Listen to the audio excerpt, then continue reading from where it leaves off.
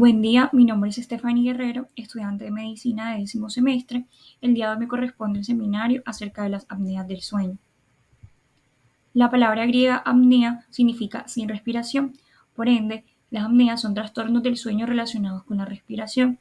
El día de hoy el enfoque estará dirigido hacia la apnea e hipoapnea obstructiva del sueño y la apnea central del sueño. Apnea e hipoapnea obstructiva del sueño. La apnea e hipoapnea obstructiva del sueño es el trastorno relacionado con la respiración más frecuente. Este se caracteriza por episodios repetidos de la obstrucción de las vías aéreas altas, como la faringe, durante el sueño. La apnea se refiere a la ausencia total de este flujo aéreo y la hipoapnea se refiere a una reducción del mismo. Cada apnea o hipoapnea representa una reducción en la respiración de al menos 10 segundos de duración en los adultos o respiraciones perdidas en los niños. Se asocia típicamente con el descenso de la saturación de oxígeno del 3% o más y o un despertar electroencefalográfico.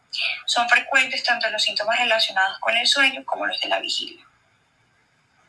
En cuanto a su prevalencia, este trastorno es muy frecuente y afecta al menos al 1 al 2% de los niños, al 2 a 15% de los adultos de edad mediana y a más de un 20% de los ancianos.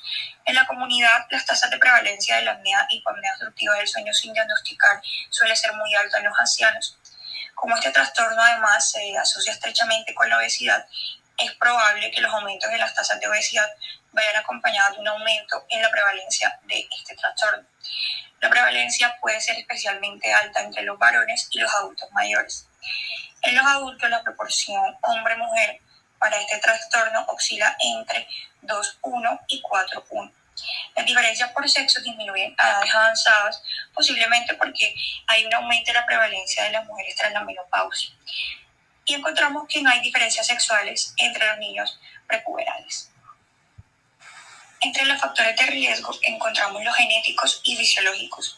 Los factores de riesgo principales de este trastorno son la obesidad y el sexo masculino. También se considera la retrognatia maxilomandibular, que es una deformidad dentofacial común en la que va a haber una falta de proyección del mentón. La historia familiar positiva de apnea del sueño, los síndromes genéticos que reducen la permeabilidad de las vías aéreas superiores, como el síndrome de Down y el síndrome de Treacher-Collins, la hipertrofia adenoamigdalar, especialmente en los niños pequeños, la menopausia en las mujeres y varios síndromes endocrinos, por ejemplo, la acromegalia. Este es un trastorno que se manifiesta comúnmente en los adultos y lo que sucede es que la glándula pituitaria produce demasiada hormona de crecimiento. En cuanto a las manifestaciones clínicas, tenemos a los síntomas cardinales, que son el ronquido y la somnolencia diurna. Además, debemos prestarle atención específica a esas alteraciones del sueño que se asocian a ronquidos o a pausas respiratorias y que además se acompañan de cambios físicos que aumentan el riesgo de este trastorno, como lo es la obesidad central, una vía respiratoria faríngea ocupada y la presión arterial alta, ya que podemos reducir las posibilidades de diagnosticar erróneamente este trastorno que es tratable. Antes de hablar acerca de los criterios diagnósticos, debemos saber qué es una polisomnografía. Esta, también conocida como el estudio del sueño, es una prueba que es utilizada para diagnosticar este trastorno. Va a registrar las ondas cerebrales, los niveles de oxígeno en la sangre y la frecuencia cardíaca y respiratoria durante el sueño. Además, mide el movimiento de los ojos y las piernas. Ahora sí, ¿cómo se puede diagnosticar? Puede ser 1 o 2. 1. Signos en la polisomnografía de al menos 5 apneas o hipoapneas obstructivas por hora de sueño y uno u otro de los síntomas del sueño siguientes. A. Alteraciones nocturnas de la respiración, como lo son los ronquidos, los jadeos o las pausas respiratorias durante el sueño.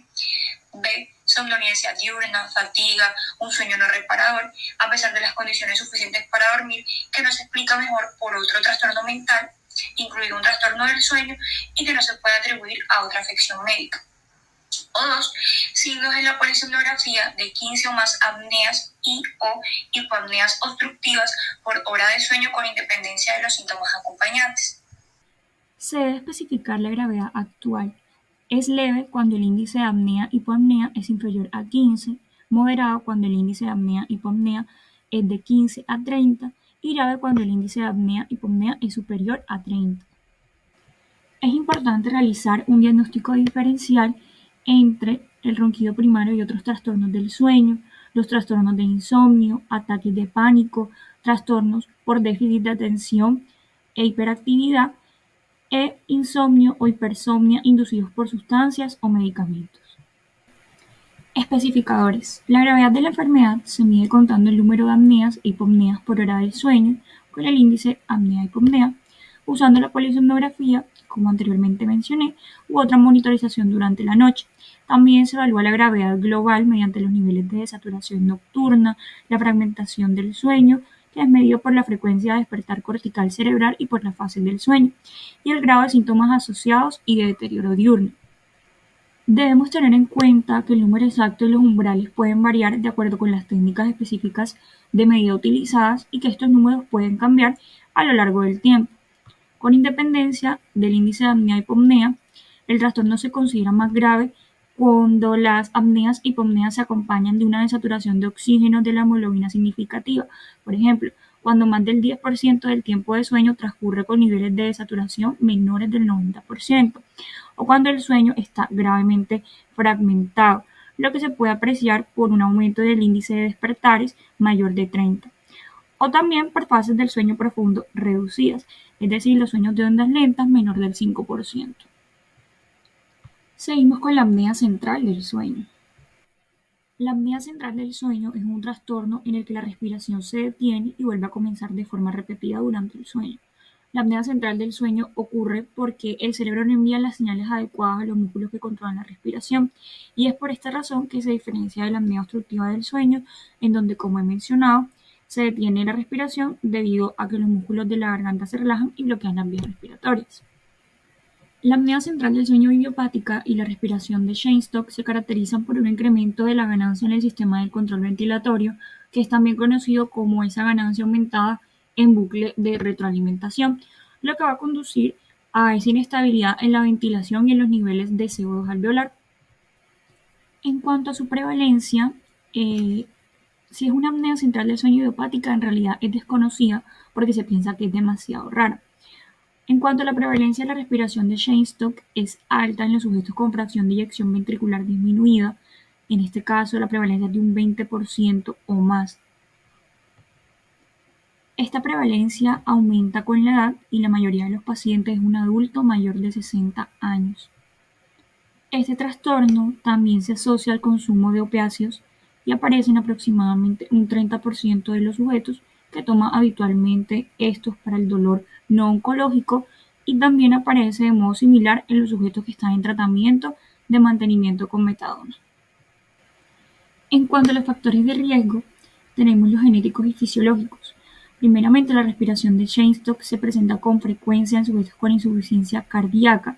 Además de esto, la coexistencia de la fibrilación auricular aumenta el riesgo, así también como la edad avanzada y el sexo masculino.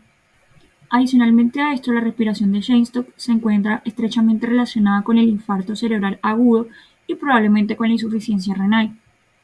Por último, se observa que esta apnea central del sueño puede aparecer en los sujetos que toman opiáceos de duración prolongada. En cuanto a las manifestaciones clínicas, tenemos síntomas cardinales como puede ser la fatiga, el insomnio, pero también estos pacientes pueden presentar una somnolencia. Puede haber quejas del sueño fragmentado, incluidos esos despertares con disneas. Debemos saber que también muchos pacientes pueden ser asintomáticos, pero la apnea y hipopnea obstructiva del sueño puede coexistir con esa respiración de Cheyne-Stokes, como he mencionado anteriormente, y por lo tanto se pueden observar el ronquido y la terminación brusca de las apneas durante el sueño. Hay que tener una atención específica con aquellos pacientes con problemas cardíacos, como con un paciente con una falla cardíaca, y los pacientes que tienen un consumo excesivo o de un periodo largo de opiáceos. En cuanto a los criterios diagnósticos, tenemos A. Signos en la polisomnografía de 5 o más apneas centrales por hora de sueño. O B. El trastorno no se explica mejor por otro trastorno del sueño actual. Debemos especificar si es una apnea central del sueño idiopática que se caracteriza por la presencia de episodios repetidos de apnea e hipopnea durante el sueño causados por la variabilidad del esfuerzo respiratorio, pero que no cuenta con signos de obstrucción de las vías respiratorias. Respiración de Cheyne-Stokes que es un patrón de variación periódica de aumento-disminución del volumen corriente que da lugar a esas apneas e hipopneas centrales con una frecuencia de al menos 5 episodios por hora, acompañado de un despertar bastante frecuente. Apnea central del sueño con consumo concurrente de opiáceos. La patogenia de este subtipo de apnea se atribuye a los efectos de los opiáceos en los generadores del ritmo respiratorio en el bulbo raquídeo, así como en los efectos diferenciales en el impulso respiratorio hipóxico o hipercápnico. Se debe especificar la gravedad actual de este trastorno, que se clasifica según la frecuencia de las alteraciones de la respiración, así como el grado de saturación de oxígeno asociada y la fragmentación del sueño que se produce a consecuencia de las alteraciones respiratorias repetitivas. Es importante distinguir este trastorno de otros trastornos respiratorios relacionados con el sueño, de otros trastornos del sueño y de las afecciones médicas y los trastornos mentales que causan fragmentación del sueño, somnolencia y fatiga. En cuanto a sus especificadores, el aumento del índice de apneas centrales, es decir, del número de apneas centrales por hora de sueño, refleja una mayor gravedad de la apnea central del sueño. Lo que es la continuidad y la calidad del sueño del paciente se pueden alterar notablemente con las reducciones de las fases reparadoras del sueño sin movimientos oculares rápidos, es decir, con la disminución del sueño de ondas lentas. En los pacientes con respiración de Cheyne-Stokes, el patrón también se puede observar durante los descansos de la vigilia y este es un hallazgo que se cree que es un mal marcador diagnóstico de mortalidad. Muchas gracias.